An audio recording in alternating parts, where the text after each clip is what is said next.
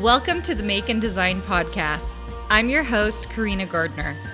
On this podcast, we're unraveling the everyday joys and dilemmas of design, making, and business.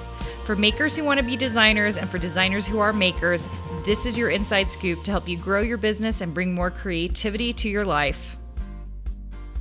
Hey guys, today's episode is called Outwitting the Devil, after the name of a book by Napoleon Hill that I recently read. And I thought it was so good, I just wanted to touch on one chapter, which is chapter 11, which is called, I think it's called Overcoming Adversity. Actually, I think it's called Learning from Adversity. And it's something that I don't think we emphasize enough, especially as designers, because we are so terrified of failure, aren't we?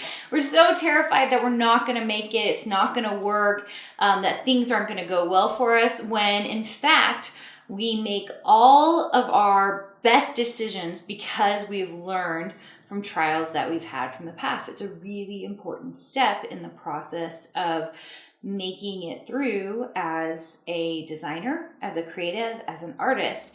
And so I really, first of all, like this book. It's a little bizarre. Just gonna say that.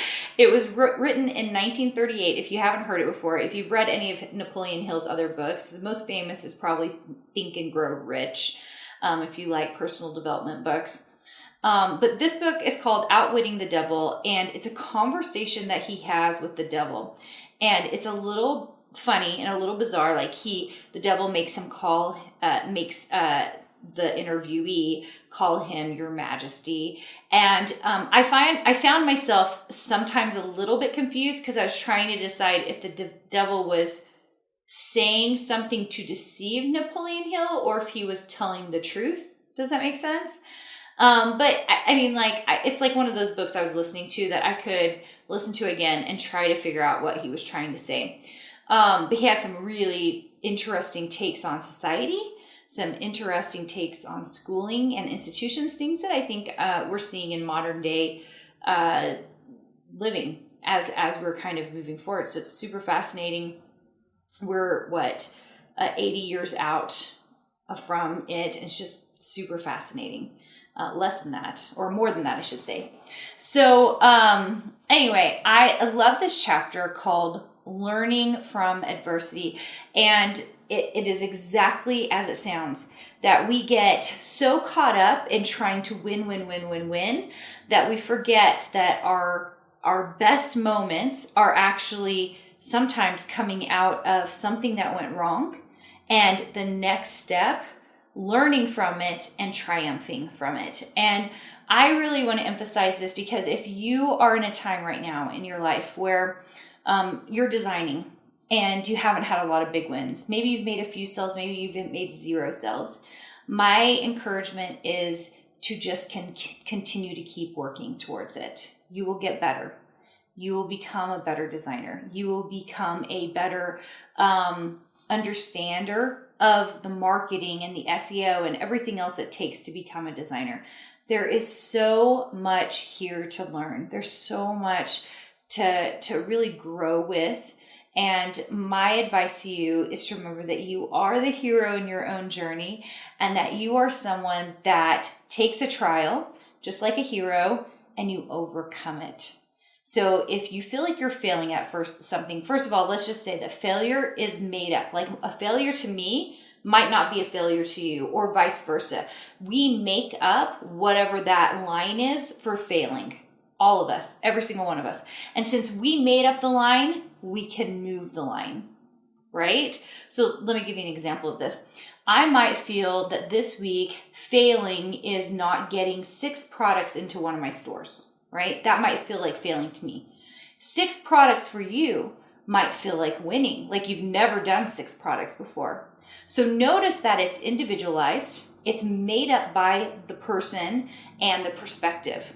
And so because of that, you get to change where that line is. It's fantastic. And I think that if you go through something that's really hard, like maybe you don't get sales for the entire month of June and July or whatever it is, which by the way, that happens. It totally happens. Okay. So you don't make hardly any sales and it's just demoralizing, right? here is what I am going to tell you, okay? You need to think of that as something that's for you, not happening just to you. If this is happening for me, what is it that I take from this? Well, I need to save during the Christmas season because I think I'm going to have really big sales in the Christmas season. And now I know that in the summertime, I'm not going to make very many sales, right? So then your behavior changes, right? And that's the whole thing. Changing our action steps, changing our behaviors, right? Maybe I figure out that I wasn't on top of the summer season sales. Like I wasn't putting out product that people want during summer, no matter what it is. Depending on what your industry you're in, it's going to be different, right? Fabric is doing this right here. SVG is doing this. Printables are doing this, right? And so because I'm not on top of my stuff, I'm going to plan better next year so I know what months I should come out with what. And then that way my sales are up. So there are things we can do to learn from it, to know that it was for us. I didn't make very many sales. Now what am I going to do so that I can change my behaviors for next year so I can win, whatever winning looks like for me. Does that make sense? So that's why I really think that things that feel like struggles, things that are trials, the smart ones, the people who really, really are digging into their businesses, they're being very smart about it. And they're going, okay, this is for me. This happened. Now, how do I change this? How do I change the dialogue of this? It's very, very exciting if you think of everything being for you, even things that you struggle with. And that is the real power of being a design business owner, someone who owns her own business, who's willing to take risk and to do the hard work that it takes to become a profitable designer. I hope you enjoyed this. I'm so excited that you guys are here watching me on my YouTube channel or hanging out with me on the podcast. I'm here to hopefully help inspire you to continue building that design business. Bring it up, lift yourself up, and do something really creative and wonderful with your life. If you're on my YouTube channel, I hope you are subscribed. If you are in the podcast, I hope that you have it set up to download automatically and that I'm sitting in your library because I love that. I do that with other podcasts that I really like. That way you don't miss an episode, and I will see you guys soon. Hey, did you know that you can visit me at makeanddesign.com to learn more about this podcast and join my VIP group for weekly freebies? I can't wait to see you there.